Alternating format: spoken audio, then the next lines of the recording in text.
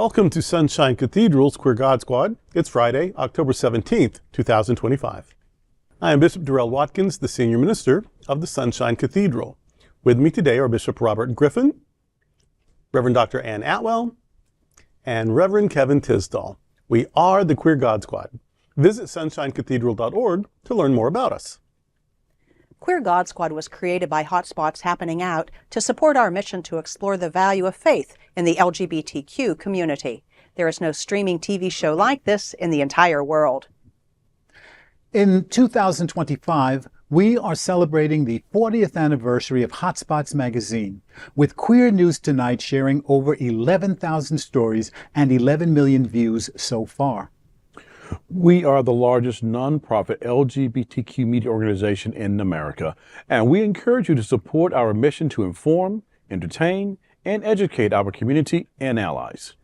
This is the Sunshine Cathedral Perspective, the resurgence of white nationalism and why it should matter to LGBTQ. White nationalism is an extremist ideology that advocates for a white-dominated nation rooted in the belief of inherent white racial superiority. While it has deep historical roots, its resurgence in the 21st century is fueled primarily by political polarization, perceived demographic changes, and online mobilization. A core driver of this movement is the so-called Great Replacement conspiracy theory, the false and dangerous idea that global elites are orchestrating a deliberate scheme to systematically replace white Americans with non-white immigrants. The internet and social media have provided fertile ground for radicalization, allowing groups to bypass mainstream discourse and disseminate propaganda effectively. This dynamic erupted into national consciousness with the 2017 Unite the Right rally in Charlottesville, Virginia, where hundreds of white nationalist, alt-right, neo-Nazis, neo-Confederates, and KKK members marched, chanting slogans like, "You will not replace us." More recently, organizations like Patriot Front exemplified the movement's shift toward highly coordinated masked flash marches and vandalism across the country to spread their message and project unity. This increasing visibility and ideological coherence demonstrate that white nationalism poses a persistent and evolving domestic security threat. It bears noting that many LGBTQ people are also people of color, and many white nationalists are also vehemently opposed to LGBTQ people. White nationalism should concern us all. That rally in 2017 in Virginia, that is the one where there was violence, there was ugliness, and where the then sitting president said, but you know what? There were good people on both sides. No, no, good people don't run their cars over people. Good people don't join the KKK. Good people do not think white nationalism is a good thing. But the white nationalist person who held the power is who said it. Mm-hmm. He was speaking to his people. Mm-hmm. He was continuously riling up his people, which is what January the 6th was about some years later. And so white nationalism is a threat because there have been other words for white nationalism through the years. Other words like fascism, other words like Nazism. That's what it is. It is saying that there is a race that deserves everything, like apartheid, whether you're the majority or barely the majority or even the minority but with power. That if you're white, you deserve everything. And people who are coming for your privilege, who are attacking your privilege, who are threatening your privilege, who are challenging your privilege, they frame that as they're coming for our freedoms. And the response is to keep them from having their freedoms. And that they wrap this then in the language of religion makes it that much more diabolical. Because religion is meant to heal, not hurt. The word religion actually means to sort of come together. Religio actually means to gather together, to come together. Liturgy is the work of the people. It's the uniting work of people together in worship. Everything good about religion is supposed to lift us up and bring us together and heal the hurting. And white nationalism is opposed to all of that. It is about demonizing non-white people. It is about casting Christianity as a racist political movement. It is about keeping power in the hands of those who already have it and keeping wealth in the hands of those who have it, and actually demonizing some of the most vulnerable minorities among us. That's not Christian. That's not patriotic. That's not sane, that's not moral, that's not spiritual, that's not good. And that kind of unbalanced cruelty, especially at the top echelons of government, those things cannot be sustained. Every unjust economy eventually fails, and every imperialistic, oppressive empire eventually falls. Notice Nazi Germany doesn't exist anymore. Notice the Soviet Union doesn't exist anymore. Notice the British Empire is now a symbolic commonwealth. It can't be sustained. Notice Rome is a city and not a global power. It can't be sustained. We have chosen the way of losers. We have chosen the way of failures. We have chosen the way of temporarily leading through cruelty, and where that leads is to obsolescence.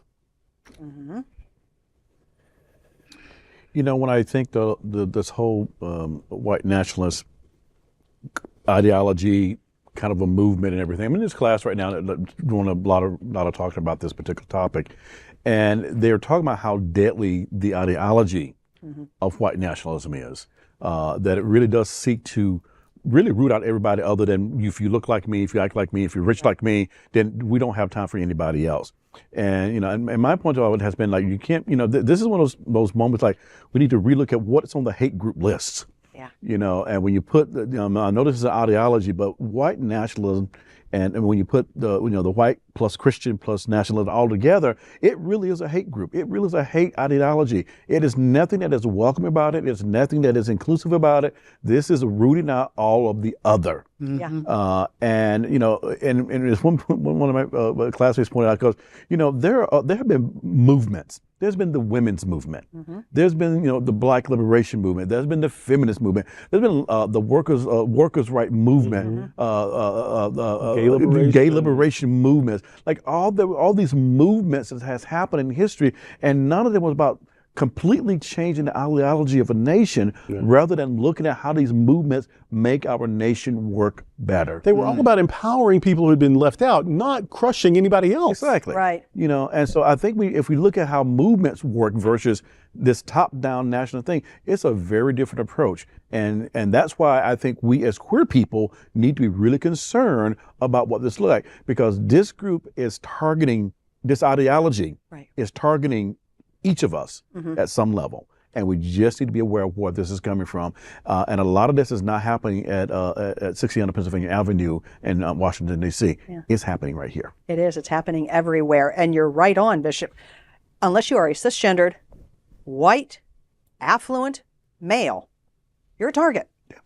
You are a target. You may not want to hear that, but that is the case. You are a target. Even if you're gay. Exactly. Exactly. You think all those other privileges will protect you. No, you are fooling yourself. No. If you are gay, you got the target on your back as well. We're all targets, whether you want to admit it or not. It does include all of us, unless you are cisgendered, white, affluent male.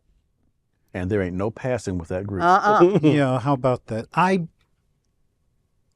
look at these current organizations and I just wonder how they can even try to couch themselves in religious terms.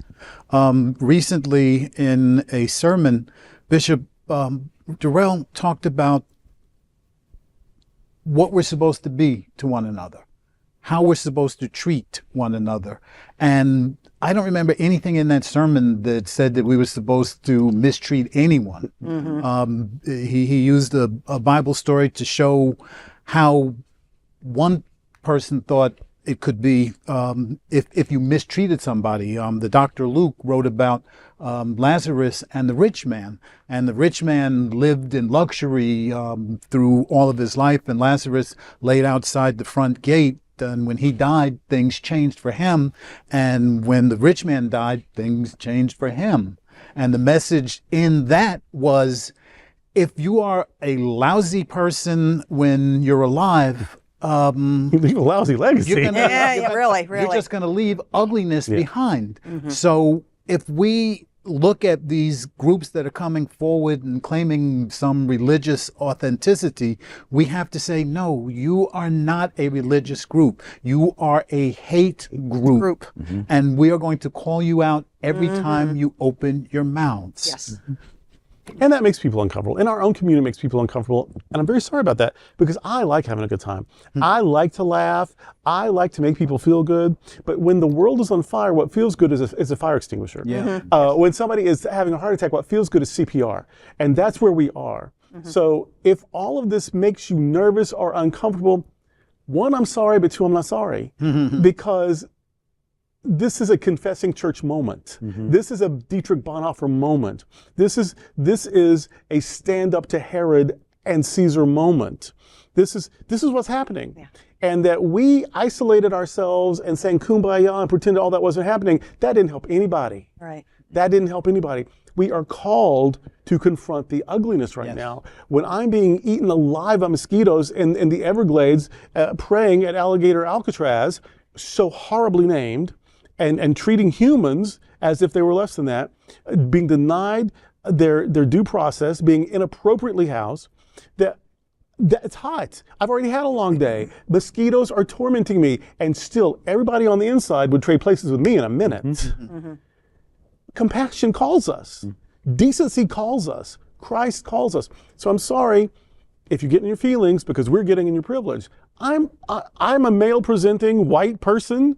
I could skip a lot of this, but then I have to live with myself. Yeah. I have to look in the mirror. I have to look at my friends who present differently and who experience the world differently.